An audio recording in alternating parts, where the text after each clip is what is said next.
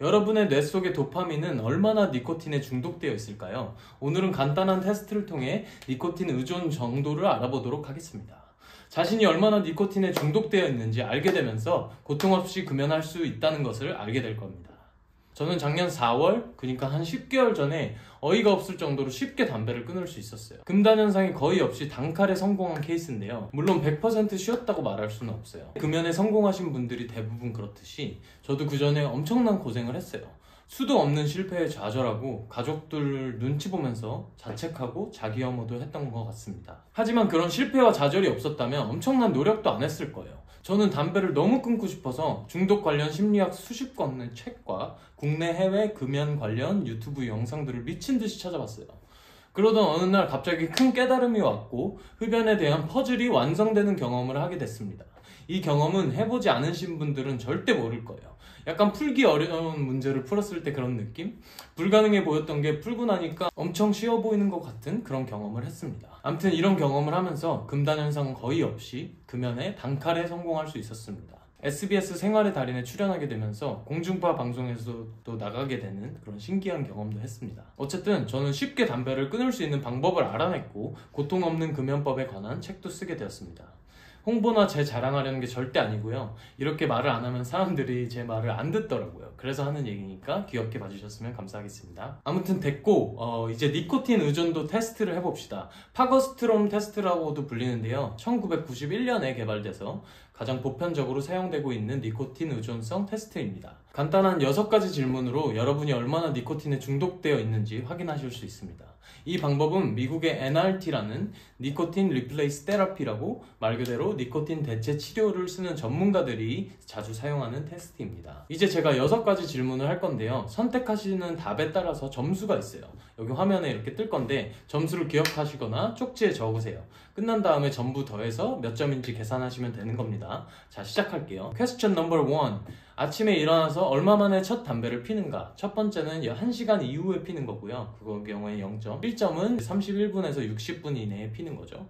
2점은 5분에서 30분 이내. 3점은 5분 이내에 피는 겁니다. 저 같은 경우에는 한 20분? 한 20분 안에는 꼭 폈던 것 같아요. 빠르면 10분 정도? 근데 막 일어나자마자 바로 담배를 피러 가는 5분 이내까지는 아니었어요. 그래서 저의 경우는 2점인데 여러분은 어떤가요? 자, 퀘스천 넘버 2. 금연구역, 영화관이나 도서관 등에서 담배를 참기가 어려운가? 이 질문의 대답이 예라면은 1점을 추가하시고요. 아니라면은 그냥 0점을 추가하시면 됩니다. 퀘스천 넘버 3. 둘 중 한 가지를 포기해야 한다면 어떤 것을 선택하시겠습니까? 0점은 아침 첫 담배, 1점은 아침 첫 담배가 아닌 다른 데 피는 담배 한 가치.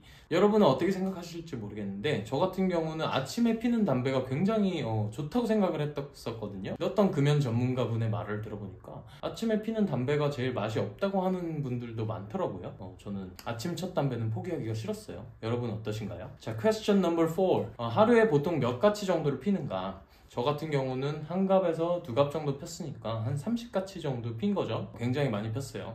저는 2점이고요. 여러분은 어떠신가요? 적고 계시죠? 자, question number 5. 오후보다 오전 중에 담배를 더 많이 피웁니까? 예라면 1점이고 아니오라면 0점을 더하시면 됩니다. 저 같은 경우는 오전이라고 담배를 더 많이 폈던 건 아닌 것 같아요. 마지막 질문입니다. 몸이 아파 하루 종일 누워있을 때도 담배를 피웁니까? 예라면 1점이고 아니오라면 0점을 더해주세요. 저 같은 경우는 담배를 폈어요. 아무리 몸이 아파도 담배는 꼭 찾아서 폈습니다. 그렇기 때문에 1점. 제 점수를 계산해 보면요. 저는 7점이네요. 7점. 의존성 결과를 보면 점수가 1점에서 2점이면 낮은 의존성을 갖고 있는 거고요. 3점에서 4점이면 낮음에서 중간 정도. 5점에서 7점이면 중간에서 높음, 8점 이상이면 아주 높음. 댓글에 자신의 점수를 남겨주시고 다른 분들이랑 한번 비교해보세요. 이 테스트는 NRT라는 니코틴 대체 치료법을 위해 만들어졌다고 해요. 니코틴 대체제는 여러 가지가 있어요. 금연껌이나 니코틴 패치나 챔픽스 같은 금연 약물도 있고요. 전자담배나 사탕이나 껌 같은 니코틴이 들어가지 않은 그런 대용품도 있습니다. 저희가 논리적으로만 봤을 때는 고통이 심하니까 니코틴 대용품을 쓰는 게 맞아 보일 수도 있어요. 있어요. 니코틴이 없으면은 고통이 느껴지니까 그걸 조금씩 주입시키면서 결국에는 확실히 끊어버린다는 그런 방법인데요. 사실 대체제를 사용하면 오히려 금연이 어려워진다는 게 제 의견이에요. 니코틴 대체제를 사용하면 금연하기가 어려운 가장 큰 이유는 담배를 원한다는 생각을 만족시켜주기 때문이에요. 사실 저희는 담배를 좋아하지도 원하지도 않습니다. 중독된 것 뿐이에요. 강박적으로 필요로 하는 것과 좋아하는 것은 차이가 있어요. 이 다른 영역을 꼭 구분하셔야 돼요. 제가 자세히 설명한 영상이 있는데 위에 카드로 올릴 테니까 한번 확인해 보세요. 아무튼 점수가 낮게 나왔다고 좋아하시면 안 되고요. 또 점수가 높게 나왔다고 너무 걱정하실 필요도 없습니다. 점수가 낮게 나오셨다면 담배를 잘 컨트롤 하시는 분일 텐데 그럴 분일수록 더 어렵게 끊을 수도 있어요. 나는 잘 참는 사람이니까 라는 믿음이 있기 때문에 문제의 심각성을 훨씬 나중에 깨닫게 될 수도 있다는 얘기예요. 반면에 저처럼 점수가 높게 나오신 분이라면 심각성을 빨리 깨닫고 오히려 단호하게 결심을 더 빨리 하게 될 수도 있어요. 아니면 저처럼 몸에 이상이 남들보다 더 빨리 오는 경우도 많고요. 오히려 담배를 많이 피시는 분들이 금연하기가 더 쉽습니다. 그래서 이런 분들은 담배를 조금 피는 분들을 부러워할 이유가 전혀 없어요. 제가 단칼에 금연에 성공하고 금연에 관해서 계속 공부를 하고 나니까 확실하게 알게 된 게 있어요. 저희가 담배를 피는 진짜 이유는 첫 번째 니코틴 중독 현상, 두 번째 사회적인 세뇌 현상, 딱 이 두 가지 뿐이라는 건데요. 이 두 가지 이유 중 니코틴 중독 현상은 어이가 없을 정도로 해결하기가 쉬운 문제예요. 담배를 피고 버리는 순간부터 니코틴은 급속도로 몸에서 빠져나갑니다.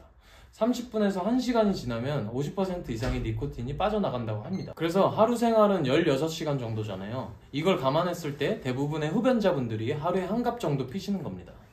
그래서 담배를 끊고 3일이 지나면 혈중에서 니코틴이 검출되지 않는다고 합니다. 근데 대부분의 흡연자분들은 아침에 일어나자마자 담배를 피지 않아도 됩니다. 대부분은 식사를 하고 담배를 핀다든지 그렇게 합니다. 8시간이나 자면서 담배를 안 폈기 때문에 몸은 니코틴을 엄청 원할 텐데 왜 담배를 원하지 않을까요? 육체적인 금단 현상은 약간의 배고픈 그런 약간 허기짐 같은 그런 느낌인데요. 결코 고통을 일으키는 정도는 아니라고 합니다. 진짜 큰 문제는 이런 육체적인 금단 현상이 일어나면 여기에 이어서 정신적인 금단 현상까지 생긴다는 거예요. 저희의 마음과 정신이 담배를 원하는 순간 그 순간 진정한 고통이 찾아옵니다. 꼭 기억하셔야 돼요. 니코틴 중독 현상은 극복하기 엄청 쉽습니다. 정말 큰 문제는 사회적인 세뇌 현상, 그러니까 정신적인 문제예요. 정신적인 중독을 해결해야 된다는 겁니다. 이걸 해결하려면 여러 가지 요소들을 알게 되셔야 되는데요.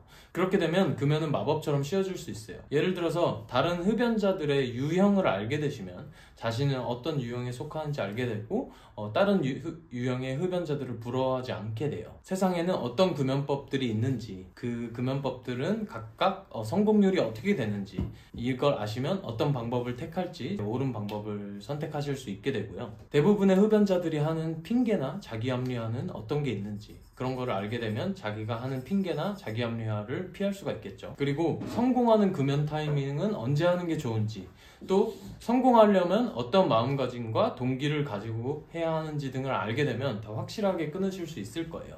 이런 식으로 공부를 하는 게 조금은 시간과 노력이 들 수 있어요. 하지만 쉽고 고통 없이 금연을 할 수 있는 방법은 이 방법밖에 없습니다. 저는 진짜 지독한 꼴초였기 때문에 최대한 많은 흡연자분들이 쉽게 담배를 끊게 돕는 것을 제 사명으로 생각하고 있어요. 제 유튜브 채널에서는 금연에 관한 다양한 관점과 정보를 전하고 있습니다. 제 영상들을 보시면 이런 잘못된 환상들이 없어지고 결국에는 쉽고 고통 없이 금연에 성공하게 되는 경험을 하실 겁니다. 이 영상이 도움이 되셨다면 구독과 좋아요 중 하나는 꼭 눌러주세요. 감사합니다. 좋은 하루 되세요.